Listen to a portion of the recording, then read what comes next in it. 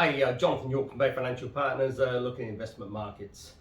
Tech stocks really getting hammered in the US, down around just over 4% of the last couple of days.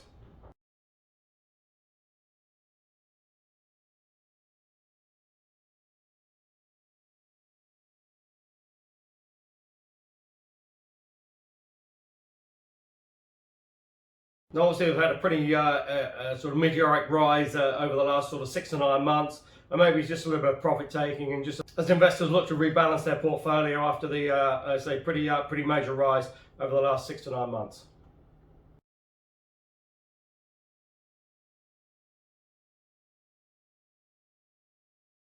The rest of the market's doing okay. Fed Chairman Powell giving his sort of testimony, and again sort of indicating that the US economy is still a little bit soft.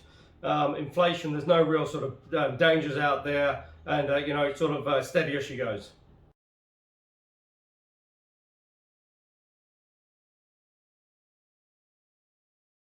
Which means policy is still very accommodative. You still got low rates. Rates aren't looking to rise anytime soon, and that should be an encouraging environment for equities over the next sort of 6 to 9 months.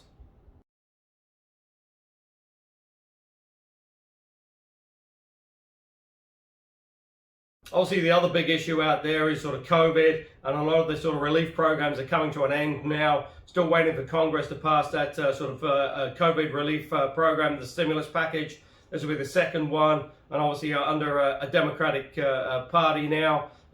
There is talk that it's looking to be a pretty major policy in terms of size, potentially as much as sort of $1.9 trillion.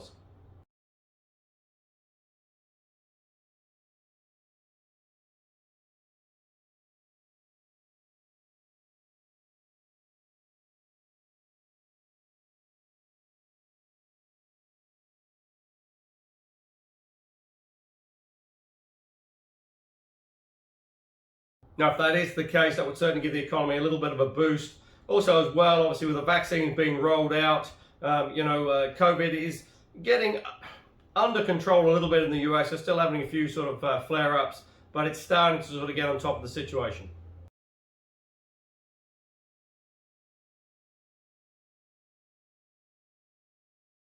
Now, that is obviously as the US passes a pretty grim milestone with over 500,000 deaths now from COVID.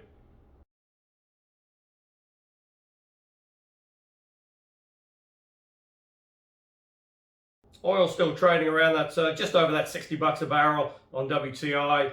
And just be interesting to see if he does further push on, especially with global growth being sort of upgraded now. Potentially, we should start to see a little bit more demand for oil out there.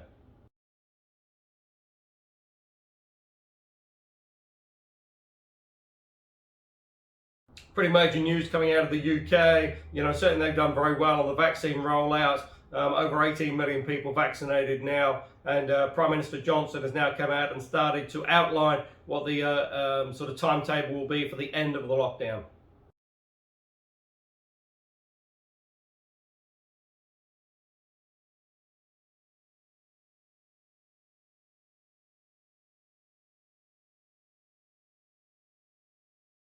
Now, that's pretty major news. Some children in the UK haven't been to school for over a year.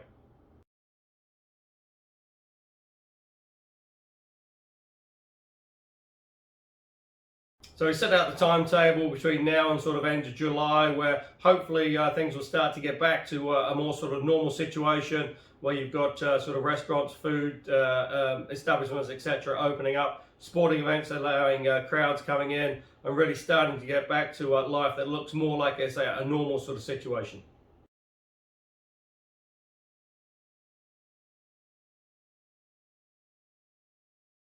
Now, that will certainly give a pretty major boost to the UK economy. Also, as well, the European travel stocks have had a pretty major boost as well.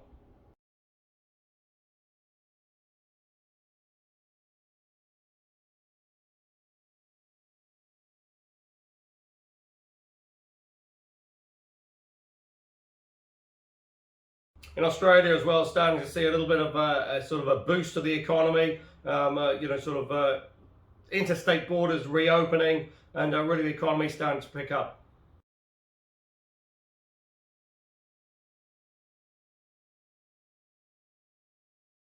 Now, obviously, the Australian economy getting a major boost for the increase in commodity prices.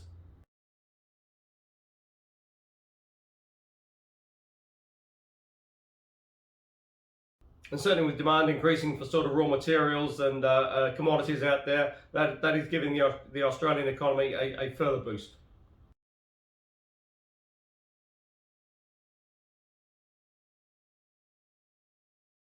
Now here in New Zealand, a further case of COVID out in the community in Auckland has thrown a little bit of a spanner in the works.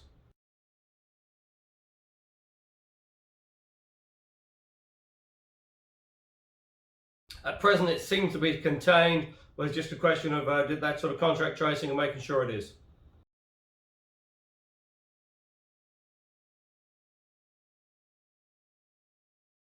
Because certainly with Auckland coming out of just coming out of level 3 down to level 1 now with the rest of the country, they can't really afford to go back into a level 3.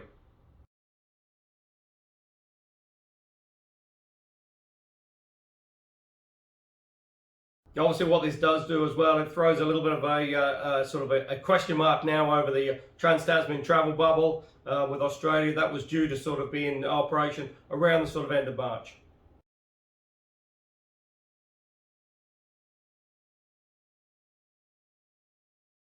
Also, as well, the Pacific Islands as well. That's still a little bit of a grey area at present.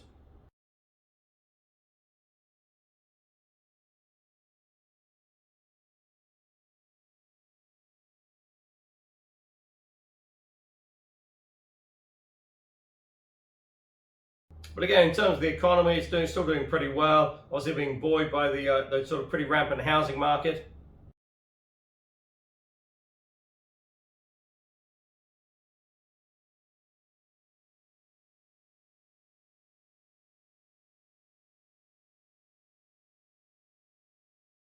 We do get the first monetary policy statement from the Reserve Bank Governor today, and again, that is expected to just be sort of steady as she goes, no real change in policy. Certainly can't see rates easing at all from the current levels, and given the sort of fragile state of the economy, there is no likelihood that rates will rise anytime soon.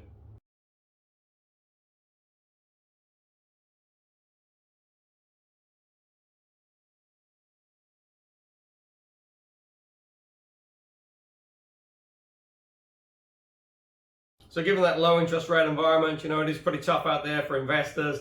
And if you are looking for income options, go to the website www.bayfinancialpartners.co.nz for lots of interesting articles, and we look forward to speaking to you soon.